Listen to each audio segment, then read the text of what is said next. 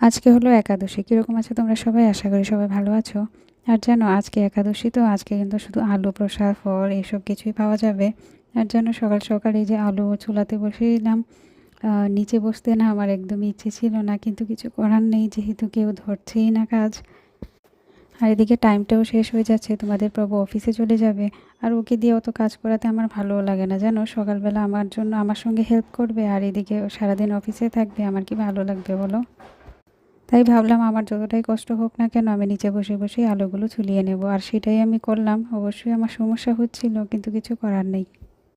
আর এইসব কারণেই আমার না মুডটা ভীষণ অফ হয়ে গেছিলো। তারপর তাড়াতাড়ি করে আলুগুলোকে সেদ্ধ করে তারপর ভাজি করে নিয়েছি। মানে সয়াবিন অয়েল দিয়ে আমরা ভাজি করি একাদশী দিনে। তারপর কিন্তু ভগবানকে ভোগটাও লাগিয়ে নিয়েছি। আর দেখো তারপর ছাদে এলাম কাপড়গুলো চড়াতে। তোমাদেরকে ভোগটা এরপর দর্শন করাচ্ছি। জানি আমি একটু পরে সব ঠিক হয়ে গেছে, আমি নিজেও শান্ত হয়ে গেছি।